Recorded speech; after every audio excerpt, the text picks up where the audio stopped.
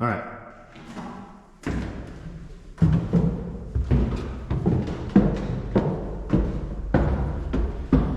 And here you can see it's already, the density of the staining is changing. It's very red colored, which, and if anyone's been paying attention, you already know why. Well, this is new, whatever they did there. This red material here, this is not here last time. I don't know what that is. It looks like they're trying to fix some of the graffitis. Yeah, they're covering up some of the graffiti and scratches. All right, so here are these housings, right? Pretty blatantly obvious. You can see them from the ground. Definitely not what we saw in the primary steam reformer. Housings like this do not exist in the primary steam reformer. And as I was discussing in the previous episode, this is where the samples, specifically sample 59, was taken. That had the highest concentrations of lead and zinc. All right, everyone, welcome back to the land of Chem. I'm your host and the author. My name is Jeffrey Drum. Thank you all so much for joining me again. All right, everyone, welcome back. Now, today we venture into the depths of the reaction chambers inside the Red Pyramid to investigate up close the overwhelming evidence for ancient Egyptian pyramid chemical engineering technology. Ladies and gentlemen, as always, thank you all so much for the support. I think that is it for today's intro. So without further ado, let's get right to it. All right, everyone, here we go with tonight's episode. Now, to begin, the evidence that you are about to see has been presented in an ongoing series revealing the mechanisms of operation driving the ancient Egyptian pyramid chemical engineering technology with Part 1, Episode 156, The Primary Steam Reformer. Part 2, Episode 157, Temperature and Pressure Capabilities of the Red Pyramid Reactors, and Part 3, Episode 158, Missing Components, Physics and Chemistry of the Secondary Air Reformer. And these three parts of this epic series have unveiled the chemical manufacturing sequence, bringing us into Part 4, the final synthesis chamber.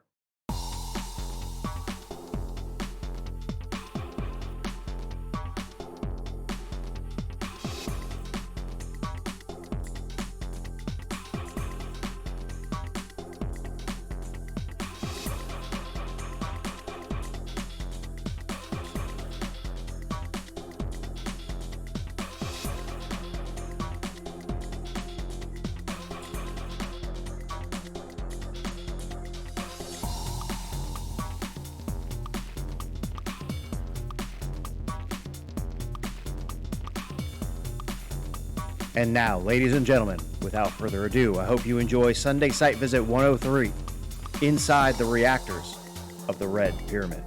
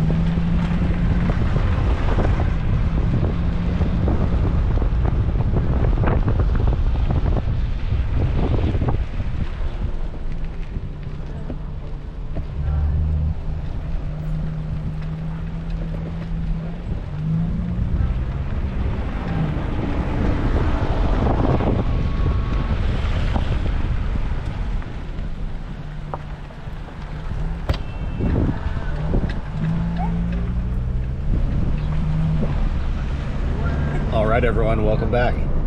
And we're on our way to Dashur this morning, and it's a much different experience coming out to this pyramid site compared to the Giza plateau that you saw last week. So I wanted to give you some behind the scene footage. My wife Alexa, the back there, our homie Hassan. Good morning. Driver. He's a really good dude and a good friend. See the beautiful date palm farms out here as we go through the local neighborhood.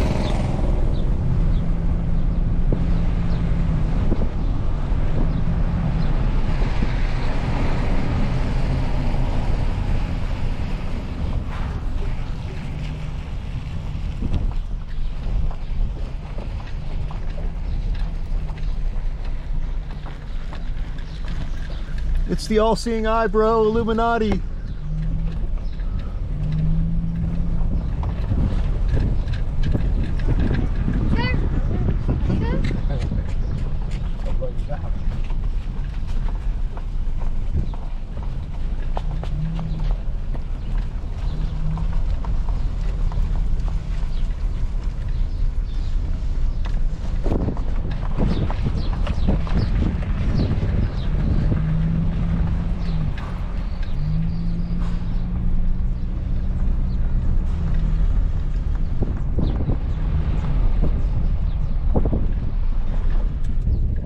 Alright, so the road continues up this way toward the ticket office and the main gate.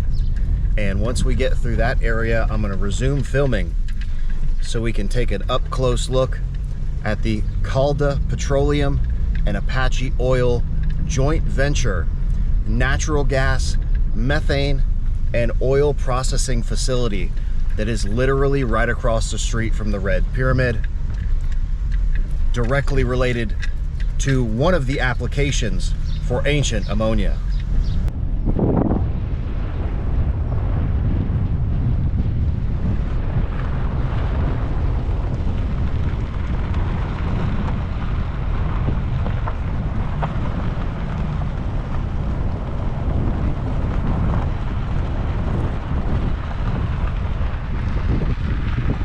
All right, so now we're through the gate and ticket office area. And coming up here on the right,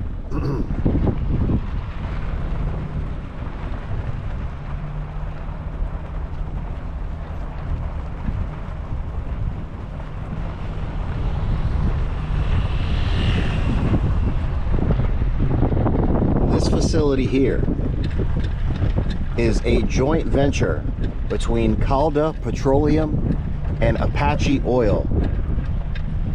And this is a processing plant for natural gas, methane, located here in Dashur, that also does petroleum product processing.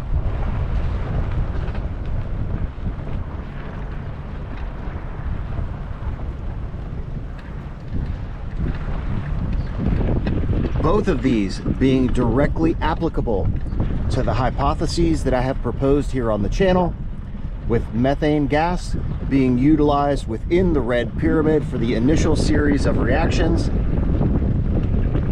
and ammonia still being used today in the processing of crude oil and petroleum products. And the facility is still located here in Dashur, directly across the street from the Red Pyramid, the tip of which you'll be seeing here in just a moment.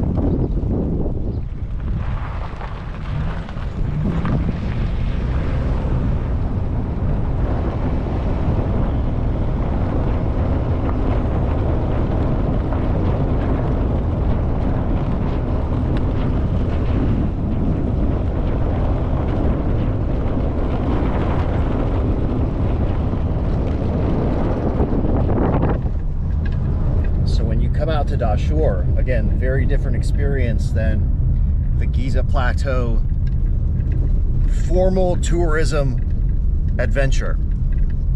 Here you take this little road directly out to the Red Pyramid. You can see the bent pyramid there in the distance.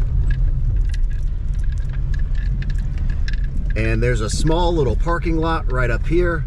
You park directly next to the pyramid and right up inside. And in Dashur, you can access both of these structures on one ticket, both the Red Pyramid and the Bent Pyramid.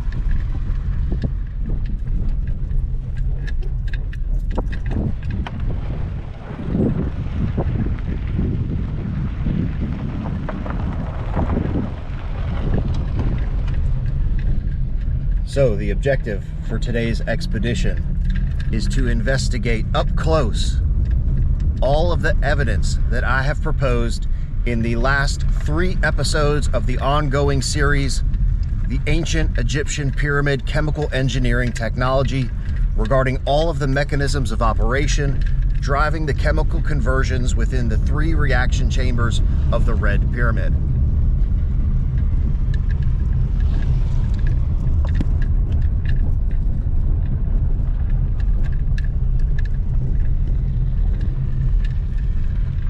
So I'm going to show you exactly what it's like to climb up to the opening of the northern pump shaft. We'll then proceed down into the structure to investigate the primary steam reformer, secondary air reformer, connecting passage, and final synthesis chamber.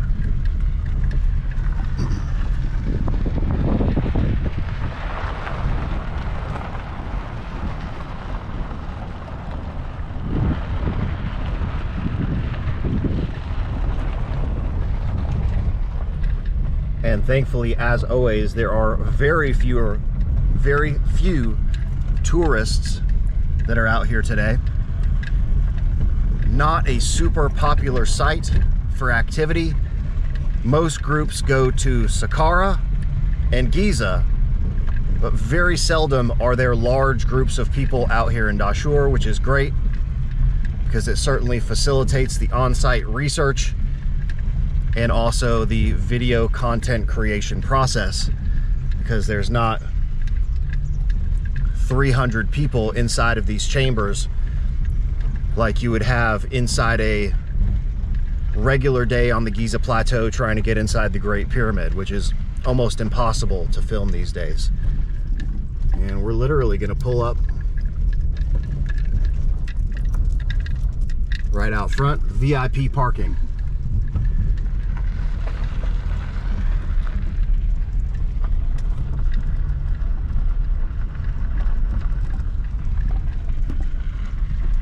All right, we're gonna get our gear together. Let's go.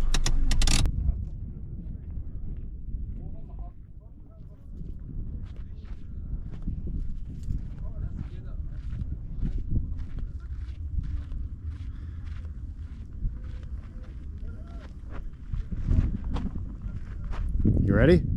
I'm ready. Let's go. It's been a while. I'm happy to be back. And she's rocking the OG Land of Chem logo. Representing. The Red Pyramid, the ammonia molecules inside. The first logo that I designed for the channel 5 years ago.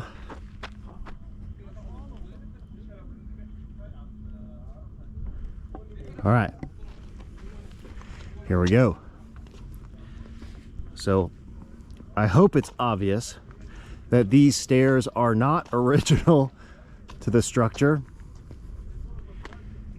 And there are no casing stones that remain on the northern face of the structure. The only in situ casing stones are on the east side of the pyramid.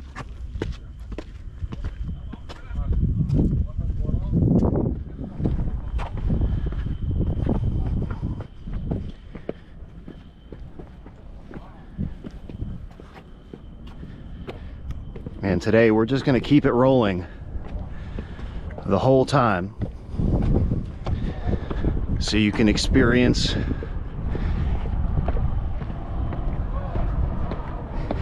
absolutely everything there is to see regarding the Red Pyramid.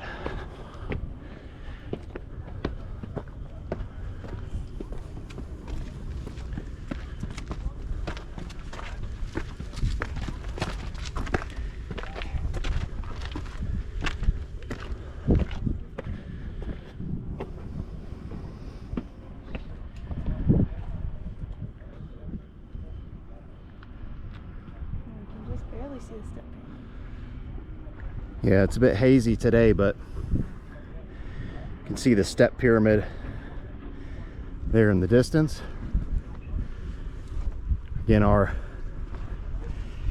ancient methane extraction facility, and then called the petroleum, the modern methane natural gas processing facility.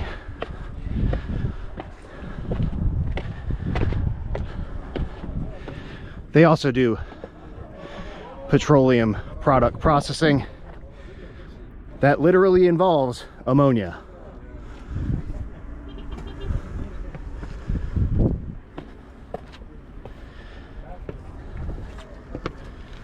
No coincidence there.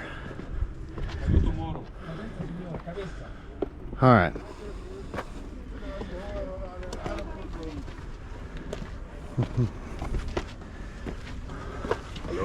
صديقي عامل ايه؟ جيف Hey, ازيك؟ حبيبي صديقي. حبيبي صديقي حبيبي هلو ازيك صديقي؟ So clearly not my first time here.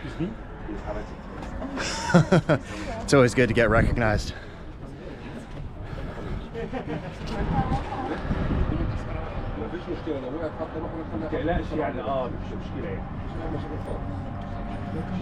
All right. So now. my brother. أيوة أخويا. أخويا. Just for a point of clarification, this, not a casing stone. This is an internal block. You can see it's part of the pump shaft. And it's actually a huge lintel block that is a part of the construction of the northern descending pump shaft. And you can see here that we're still several feet deep into the structure, where the original casing stones would have been out here, and there would have been more blocks on top of this. All of those casing stones now having been removed.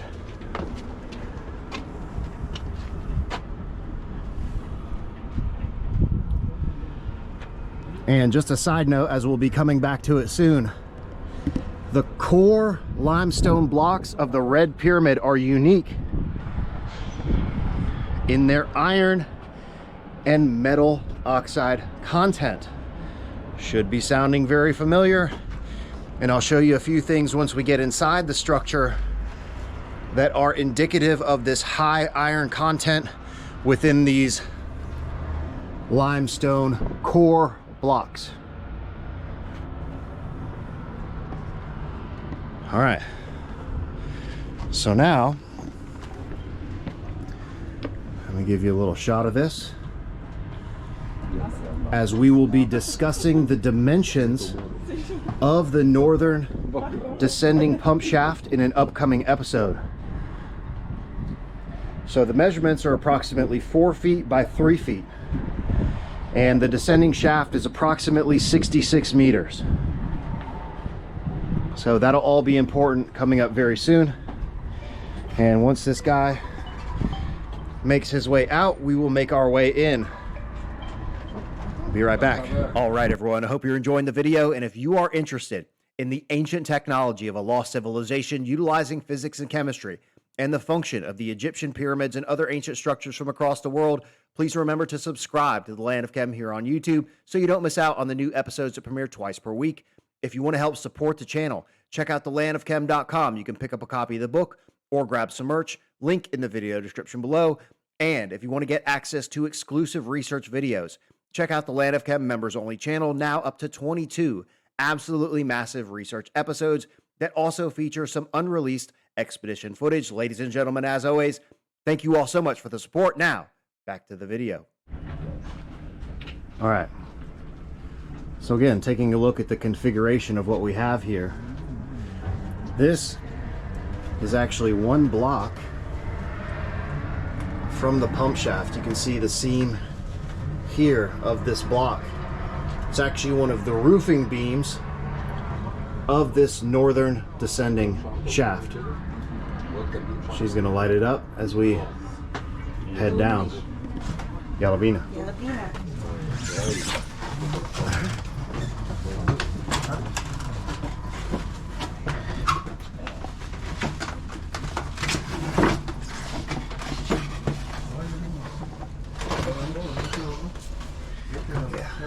Is that too bright?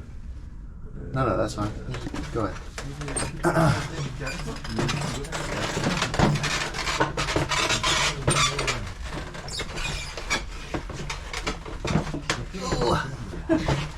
Of course, we trained legs yesterday. Here, stop there. And then we'll take a look at some of this iron. All right, here we go. And you can see the red coloring from these iron permeated limestone blocks.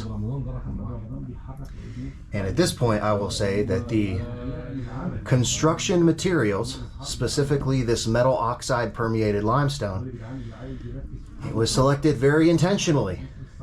As with all of the geology utilized in the construction of the Egyptian pyramids, they knew exactly what they were doing with each stage of the construction. And all of these different materials have various properties that are directly integrated into the function of these structures. For example, we've discussed in the episode series Functional Pyramid Stone regarding black basalt that was a material utilized for heat storage.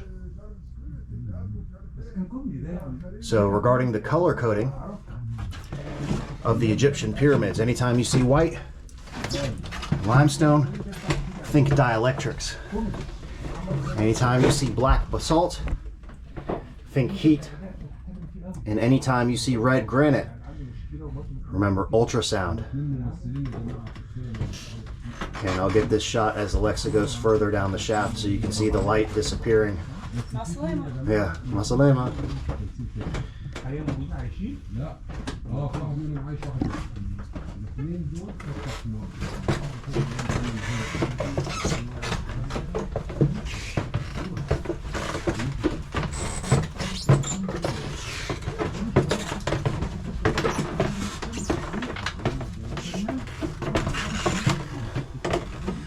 Here's another area that's really got a lot of that iron oxide.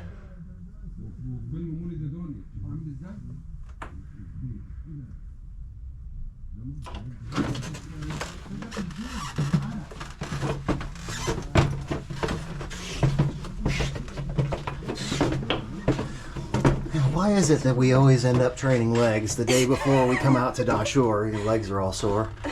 Wobbly. Yeah, you can see how red specifically the upper ceiling of the entire shaft is. And I think we're about halfway there now. Yeah, I can just see the bottom. Yeah. Okay.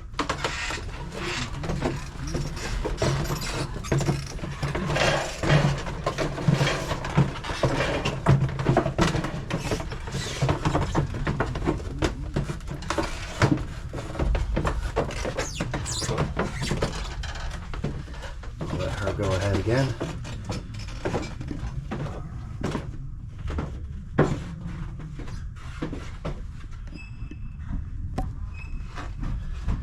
And when we get to the bottom of this northern descending shaft,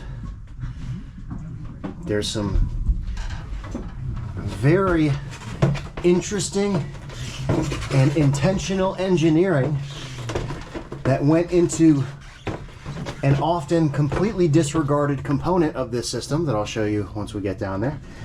There's a guide bringing some people up, so I think he's waiting for us.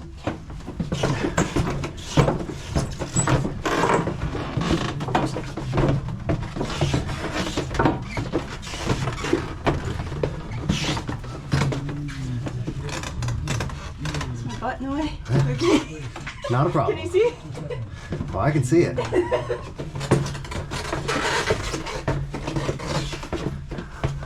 Wow. Yeah.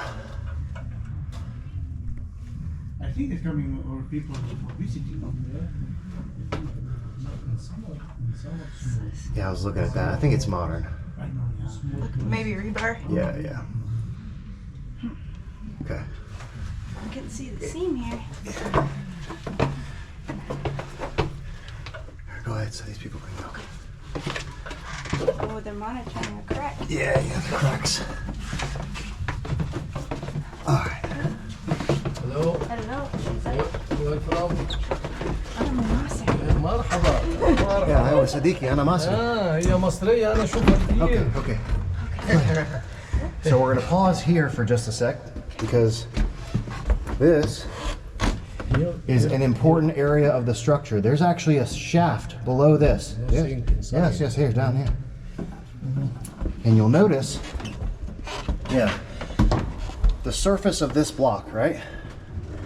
So it's not a 90-degree edge block. This surface is actually angled and it matches up precisely with the northern descending pump shaft. So this piece of engineering, go ahead. Yeah. Okay. Just let these people pass real quick. All right, so again, you can kind of see. So this, for example, this block is slanted like this. And it corresponds directly to the slope of the descending shaft. So it matches up at the bottom like this. They could have left it at a 90-degree angle.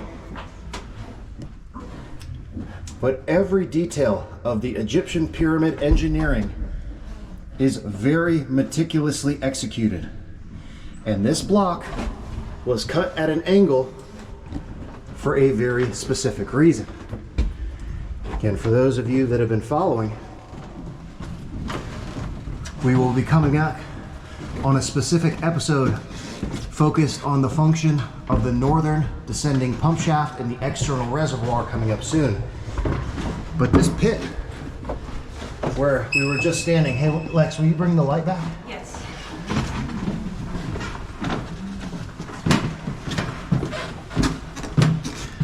Thank you. Okay. All right, so this pit where the gentleman is standing right now is the inlet shaft. And shout out to homie of the channel, John Sage, for his exceptional work on the models and his work on the inlet shaft. So there's an unexcavated shaft that goes down below this wooden plank flooring here. Again, you can see the slanted face of this block that matches up precisely with the slope angle of the northern descending pump shaft. Again, all these are very specifically and meticulously executed. Again, here you can see one of these seams. And they are immaculate joinery between these stones. And you can even see here, see if I can get the camera to focus on that. I'll be showing you that not only is the seam itself immaculate, but these are absolutely mortared and sealed. You can see a tiny, try to get it to focus here, right here. This little piece, this little strip right here, that's mortar. And all of these, you can see here that this joint, that little black strip right there, there we go. All of these blocks are sealed, mortared together and completely sealed. That's a huge myth about the Egyptian pyramids, that these are mortarless constructions. That is not true. The mortar is executed so perfectly that it is almost imperceptible. So these blocks are fit together with possibly the finest masonry that has ever been performed in the ancient world, and they're sealed. And I'll show you this as we proceed through the rest of the reaction chambers.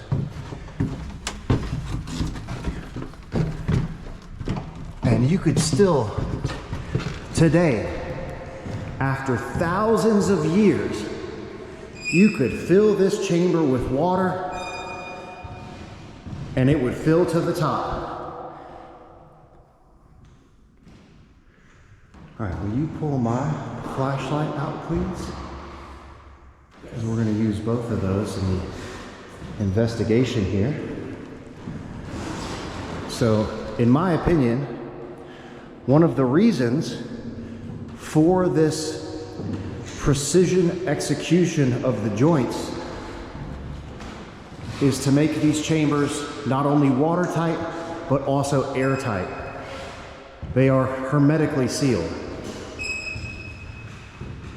And that is to contain the internal pressure within the system. So we're literally going to walk through every step of the process that I have articulated thus far in part 1, 2, and 3 of this series regarding the mechanisms of operation and ancient Egyptian pyramid chemical engineering technology here in the Red Pyramid.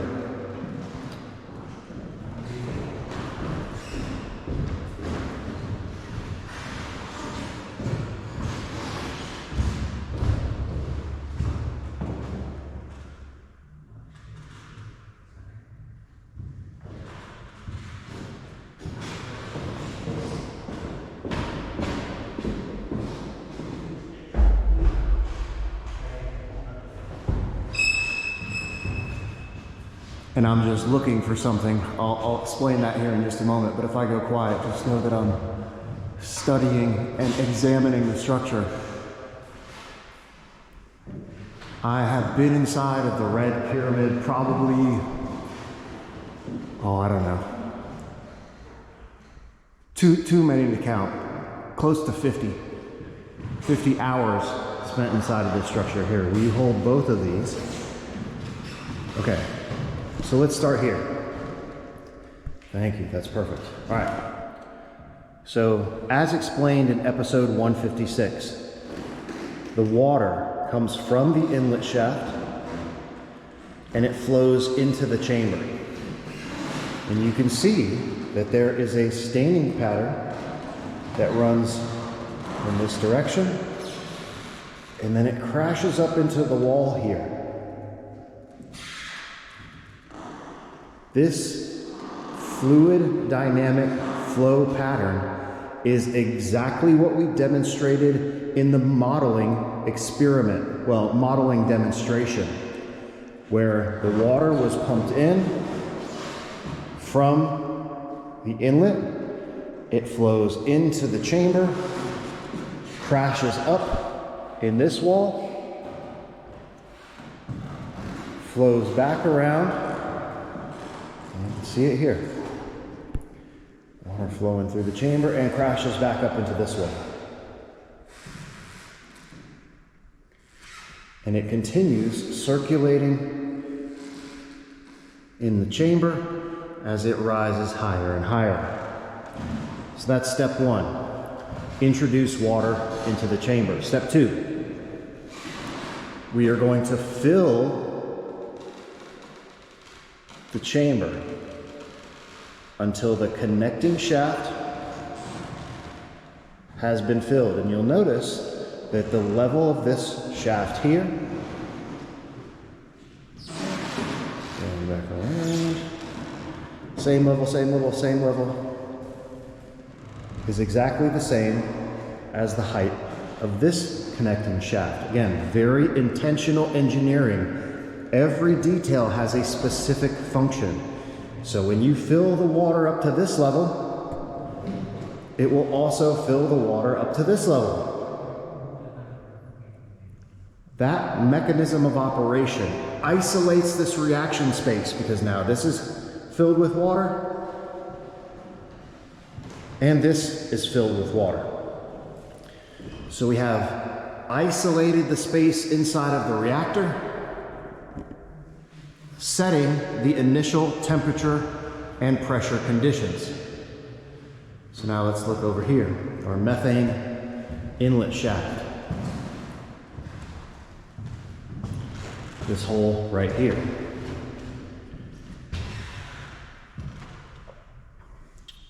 And it's difficult to say what the original configuration of this inlet would have been. I think this is cracked off and broken, and you can also see a pressure crack here.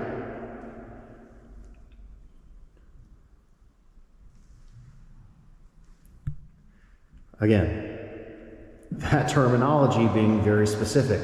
This is a pressure crack.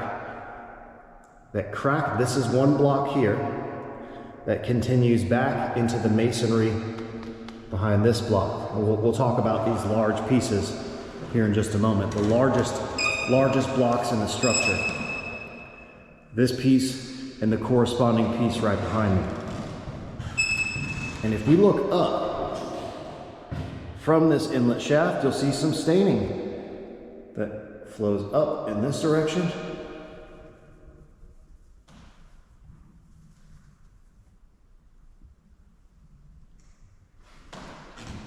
This is where the methane gas was introduced into the primary steam reformer.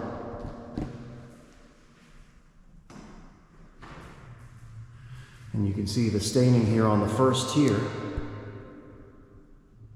There's none over here on the underside,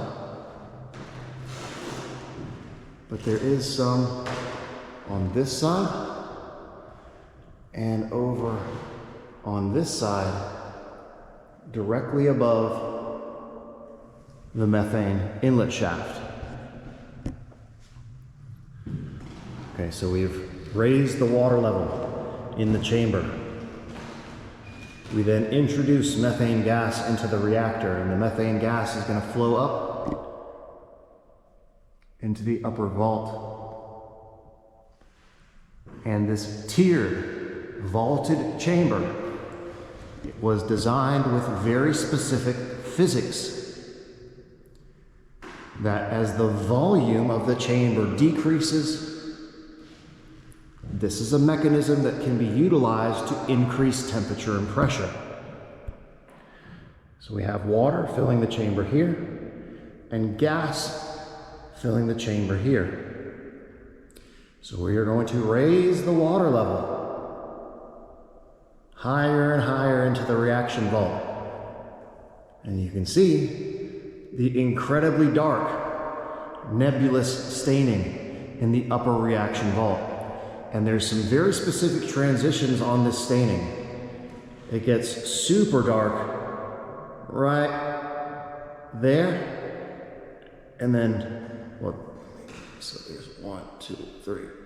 Approximately the top 7 feet is where it gets really, really dark up here. So we're going to raise the water level, compressing that methane higher and higher and higher into the vault.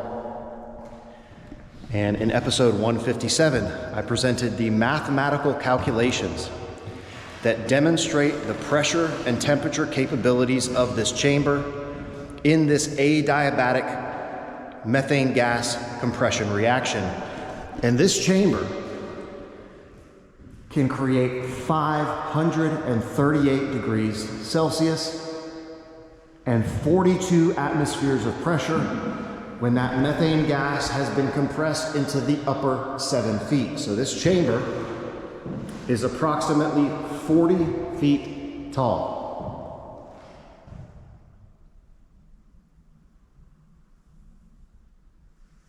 The upper 7 feet being the localized area for the conversion reaction. And these high temperature and pressure conditions, as well as the metal catalyst. Again, we'll be getting to that soon regarding the staining, the chemical composition thereof, the catalyst materials, and electric fields in the finale of this Red Pyramid series.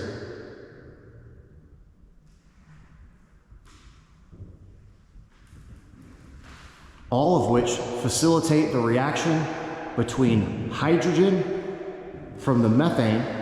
So the methane is broken down into hydrogen and carbon monoxide. So our two initial reactants are methane and water that create hydrogen and carbon monoxide. So we have our gases compressed into the upper vault, high temperature and pressure. We then begin to lower the water. And there are multiple factors that are involved in moving that water into the secondary air reformer. And you'll notice, take one of these. Okay, and you can see very clearly here the delineation. Will you hold this again? Thank you. Yes. Okay. So there's several different stages. First stage is here.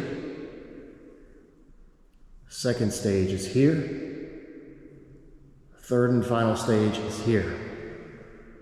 And you can really see the clear delineation of the staining pattern, density and concentration changes as it moves through the three stages on this wall. But you'll notice that the staining is darker on the southern wall of the chamber.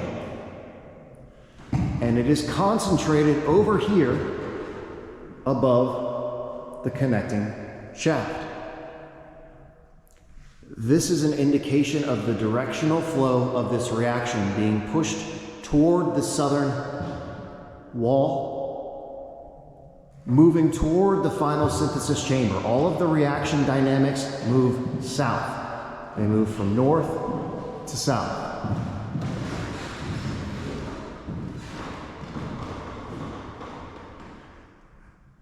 Again, here you can see the staining starts on the third tier.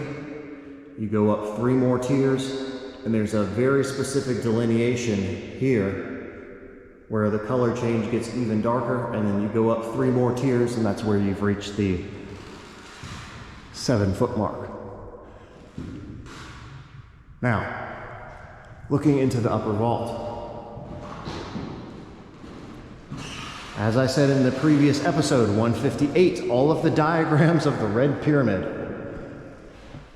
incorrectly depict some housings in the upper vault of the primary steam reformer. And like I said before, unless they have been covered and patched over, like this shaft here, unless they've been covered and patched to a point where they are completely indistinguishable, there are no holes up there. Certainly not like the holes in the housing that we are going to see in the secondary air reformer. They're not there. I don't know where that comes from and how they could have possibly gotten that wrong, but they're not there. Here, will you do that same light? Okay, so go to the 1, 2, 3, 4, 5, 6 tiers where these things are supposed to be. All right. And then scan right. Oops, sorry. Then go up 1.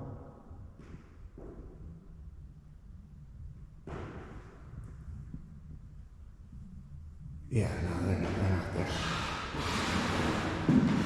And you can see. What's what? Undulating a bit. Wavy. Yeah, warped.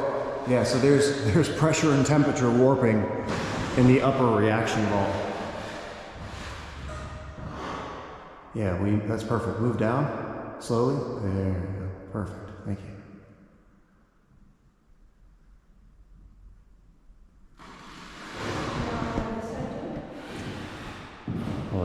Might as well. So again, we're gonna go up 6 tiers. 1, 2, 3, 6. Start on the left there.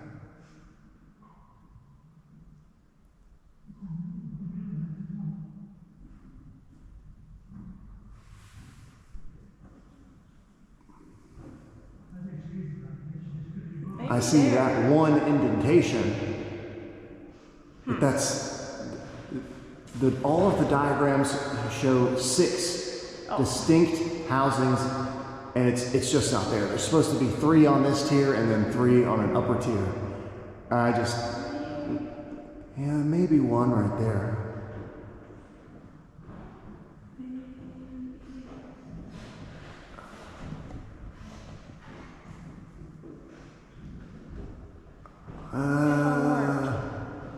Yeah, it's super warped. It's hard to say. I'm telling you, being in here, it is clear as day that there was a super high temperature and pressure reaction occurring in this vault. This is the smoking gun of ancient Egyptian pyramid chemical engineering technology here in the Red Pyramid. Not only are the engineering details of the physics completely reverse engineerable, but the structure also has all of the indications of high temperature and pressure reactions and fluid dynamics.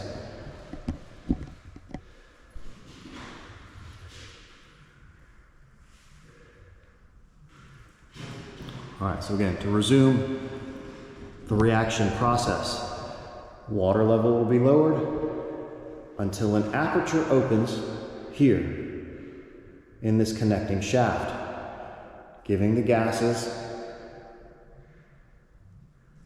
the ability to flow through into the second chamber. You guys can go ahead. I was interested in what you were saying. All right, so as I was saying before, there are a number of mechanisms that facilitate this gas movement. First, we have high pressure system here, low pressure system in chamber 2. Second, surface adhesion. The gas will have a tendency to cling to the surface of the water as it lowers. So the gas isn't just going to magically separate automatically, because this is very high pressure up here. So that gas is going to follow the water as it's lowered in the chamber. And as soon as this aperture opens, again, high pressure here, low pressure here, those gases are going to be sucked into the next chamber. You also have to remember that the water is flowing in this direction.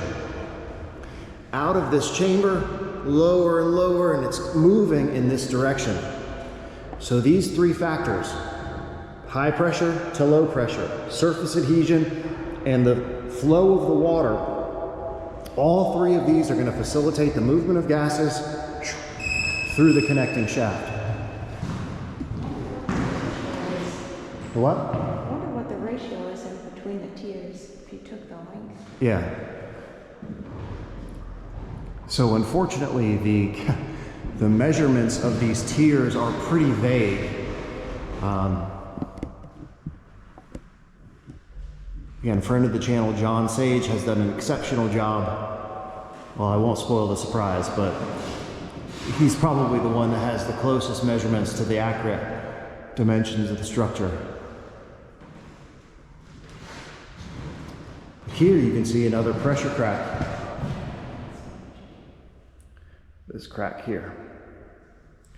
And this block, will you hold this? Thank you. Okay, this block here continues all the way.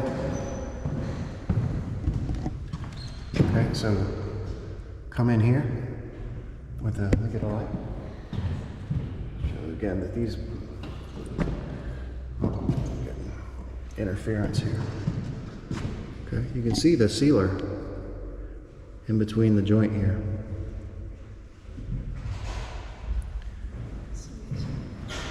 All of these things are sealed, mortared together and sealed. So again, this block here, let me show you here. Okay, this is one big block right here. This one here is one huge block. And it doesn't just stop here, it goes back further into the body of the structure. There's a huge pressure crack here.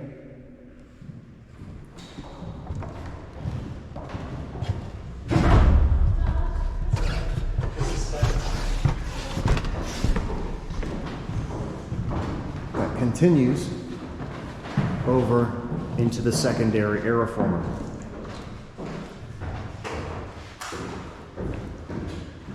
Again, large fluctuations of pressure experienced in this area that created that pressure crack.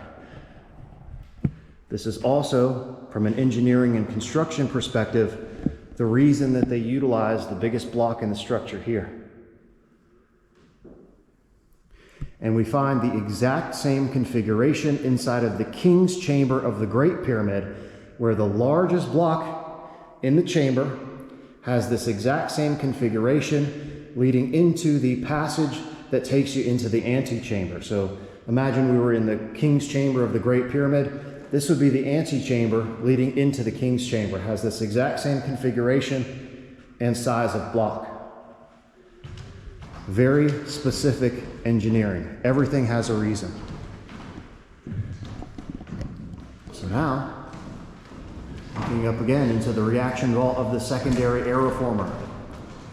So we have our hydrogen and carbon monoxide flowing into the upper reaction vault of the secondary aeroformer. Again, you can see the incredibly dark, concentrated staining in the upper vault of this chamber. Move yours a little bit higher. Perfect. Yeah, there we go. And it has the exact same delineation of pressure changes here, and then it goes higher, and here. There's very specific changes here and here.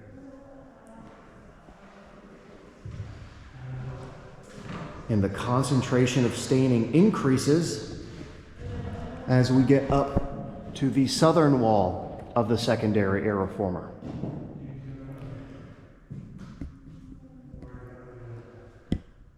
Again, this is an indication of the directional movement of the reaction process, moving from north to south, from the primary steamer former, moving south into the secondary aeroformer, and south furthermore into the final synthesis chamber. Also, the areas with the darker staining experienced the highest temperature and pressure concentrations within the structure. Now we have these two anchor points here and here, bilateral housings that are in the exact same place on both sides. And we're going to head up the stairway here. And in the previous episode, 158, I showed the original photo from inside of the chamber before this staircase was erected that displayed the intense amount of staining covering the southern wall and also the hole, the shaft at the bottom, which is now completely covered up by this wooden plank flooring. Again, there's a pretty big crack here as well.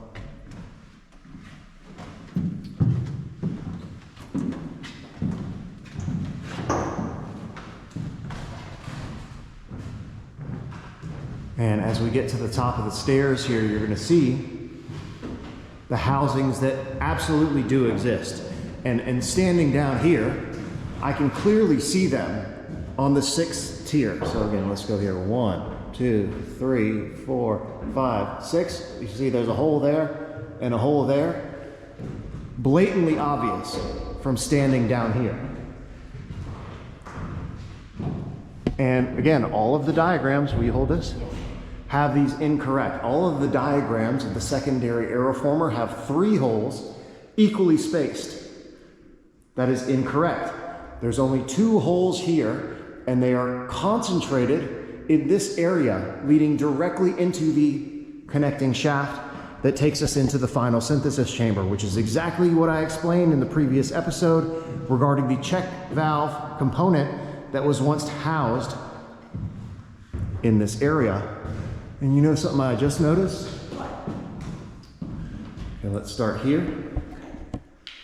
This housing, and we're going to move up slowly. Here, we're going to follow this. Up, up, up, up, up, up, up, up. Oh, I lost my mark here.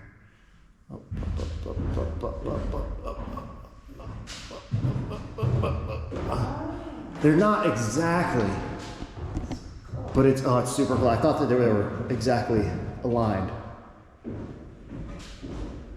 But I have a suspicion that these bilateral housings were connected into this mechanism.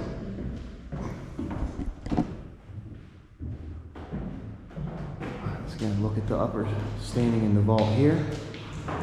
So again, the mathematical calculations on the adiabatic compression of methane inside of these chambers, well, generally speaking, any sort of gas compression, we were dealing with methane in the first chamber.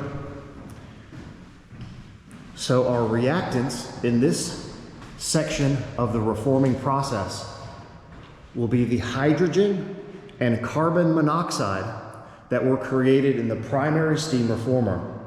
Those gases rise into the upper vault of this reaction chamber, and we also have air inside of this chamber, which provides us with oxygen and nitrogen for the secondary air reforming process. And again, this chamber is the exact same size as the primary steam reformer and would have the same temperature and pressure capabilities. 538 degrees Celsius, 42 atmospheres of pressure. There's again, smoking gun evidence. Look at that. It almost looks burned, but we know that's not burning. We have chemical analysis of this material and all of the staining on the walls here. And let's get a little look at some of the staining here.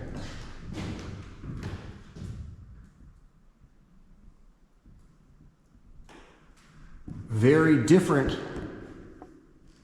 staining here to what we'll see in the upper reaction vault.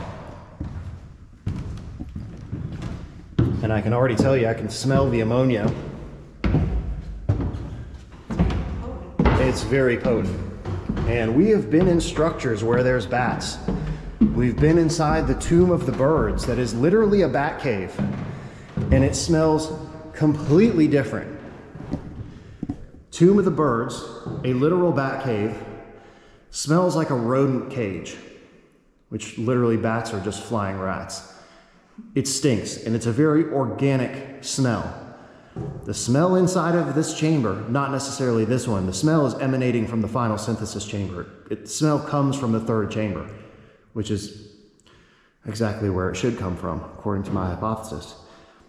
But the smell inside the Tomb of the Birds is completely different than the pure chemical ammonia smell in the Red Pyramid. And this has been corroborated by every single person that's ever come inside the Red Pyramid.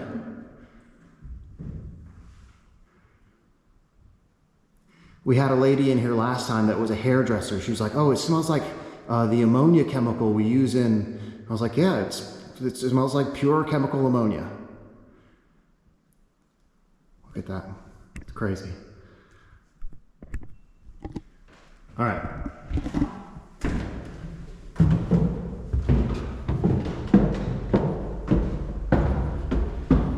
And here you can see it's already, the density of the staining is changing.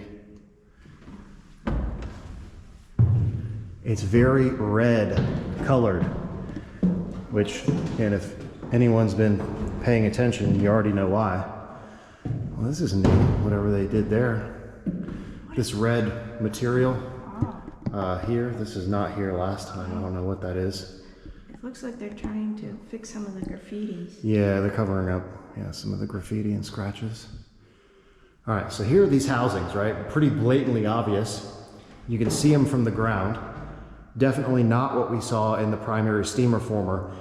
Housings like this do not exist in the primary steam reformer. And as I was discussing in the previous episode, this is where the samples, specifically sample 59, was taken.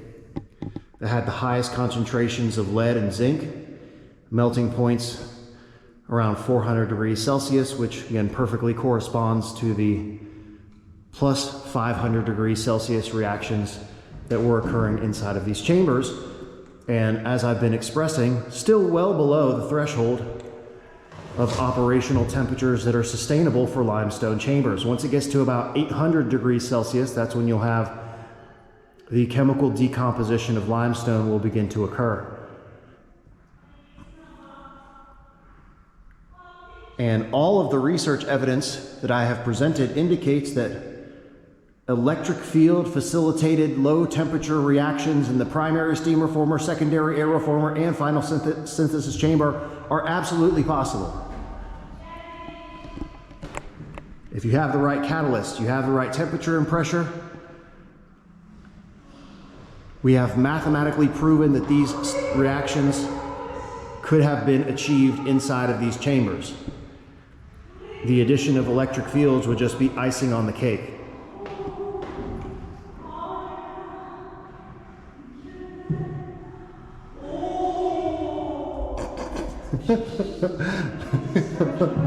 I love hearing people's reactions when they, and you can clearly see that there's chisel marks in here where something has been removed out of these holes.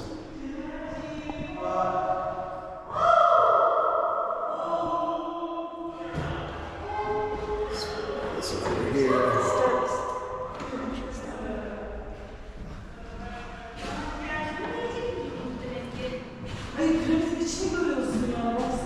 All right, now let's turn our attention here.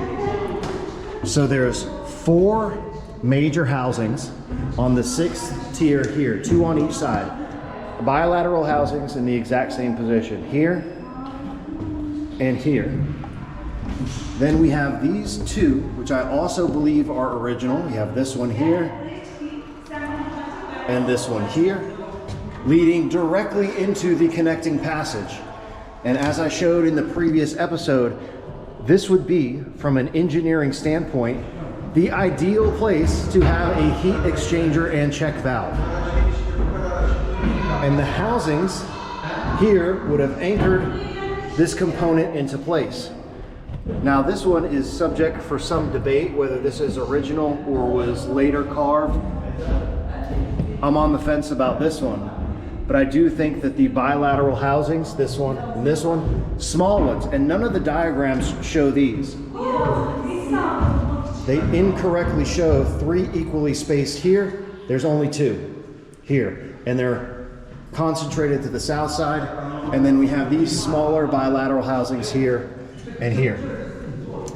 Now, you'll see where Alexa is standing, everything from waist down has been excavated out of here. This is the original height of the connecting shaft. And all of this material has been removed.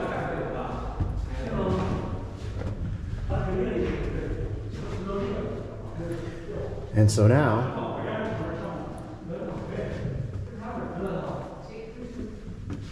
we will proceed into the final synthesis chamber and give you a glimpse of the last reaction chamber in the manufacturing process.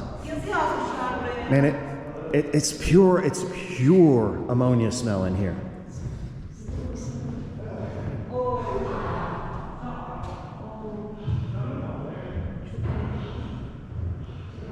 And you can see, again, there's a very specific delineation of staining that starts right here.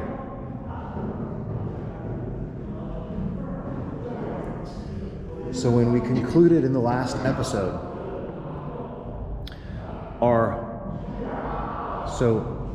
when we go back out, I'll finish the explanation of the secondary air reformer.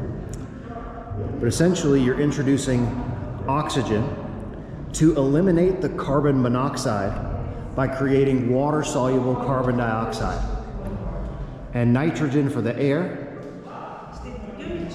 and the hydrogen that we created in the primary steam reformer are then introduced into the final synthesis chamber. And in the last episode, our water had reached here, the first tier of the reaction vault. And our hydrogen and nitrogen final synthesis reactants were here in the upper reaction vault. sapmıyor. Her şey eşit. Taşla nasıl eşit diye. Elinize bakın. And I think for now, we'll leave it at that. Elinize bakar mısınız kapatmışlar? The return to the Red Pyramid. An in-depth, on-site investigation. An in-depth, on-site investigation of the mechanisms of operation driving the ancient Egyptian pyramid chemical engineering technology, and footage showing the overwhelming evidence for chemical reactions that were occurring inside of these chambers.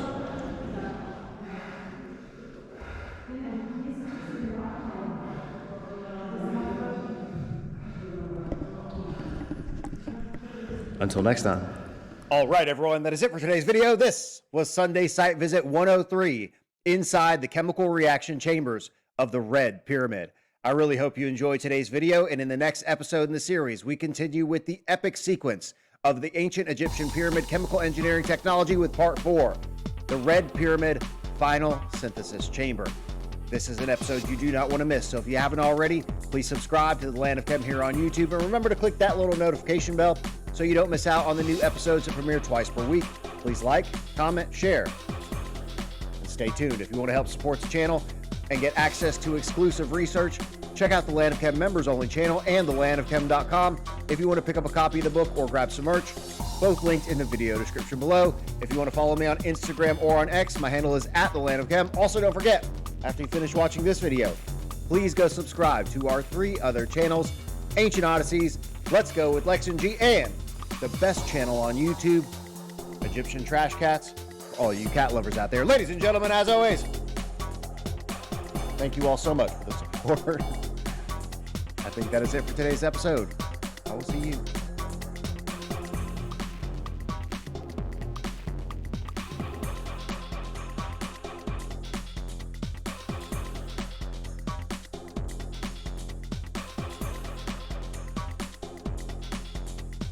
Next time.